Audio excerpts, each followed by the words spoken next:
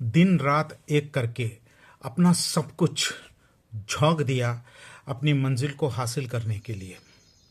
चाहे वो पद हो, पदवी हो, डिग्री हो या नौकरी हो, इतनी मेहनत करने के बाद उसको हासिल भी कर लिया, मगर उस मंजिल पर पहुंचने के बाद में आपको यह एहसास होता है कि ये मंजिल उस लायक नहीं है जिसके लिए इतनी मेहनत की जा सके। बहुत मेहनत करके खेतीबाड़ी की, बाग बागीचा सजाया, बहुत ही उच्च क्वालिटी के बीज लाए, बहुत अच्छी तरीके से देखभाल किया, फसल आ गई, मगर जब फसल काटी, फल तोड़ा, तब उसमें कीड़ निकला, सड़ गए। बहुत कुछ, अपना सब कुछ देकर एक रिश्ते को निभाया, अपना समय दिया, अपनी आत्मा दी, अपनी भावनाएं दी, कदर किया, बेइज्जती सही, सामने वाले को सर पर बैठा के रखा, मगर आहिस्ता आहिस्ता आपको पता चलता है कि वो इंसान बहुत ही नेगेटिव है, टॉक्सिक है, खुदगर्ज है, अपने अलावा किसी और चीज़ के बारे में सोचने वाला नहीं है और आपकी कदर बिल्कुल नहीं करता है। ऐसी परिस्थिति में आप क्या करोगे?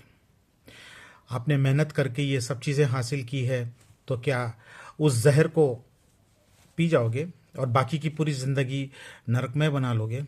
उस नौकरी को करोगे जिसके लिए आपने मेहनत की मगर वो उस लायक नहीं है, आपका दम घुटता है? उस फल को खाओगे जिसमें कीड़ निकले हैं और सड़ गए?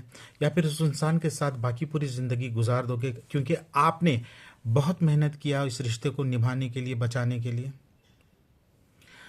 ये सबसे बड़ी बेवकूफ़ी है, क्योंकि जब हमको पता चलता है कि ये हमारे लायक नहीं है, हम इससे बेहतर के हकदार हैं, तो आपको उस पद को उस छोड़ना होगा, उस फल को फेंकना होगा और उस रिश्ते से बाहर आना होगा।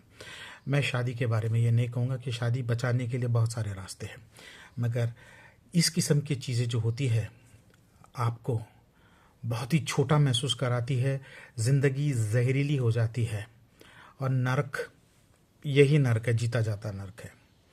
तो चूँकि आपने बहुत मेहनत की है इसको हासिल करने के लिए, इसको पा लेना ही ज़िंदगी नहीं है। छोड़ो, आगे बढ़ो, बहुत सारी मंजिलें हैं, बहुत सारे पेड़ फल हैं और बहुत सारे रिश्ते हैं दुनिया में। क्या कहते हो? सही है ना?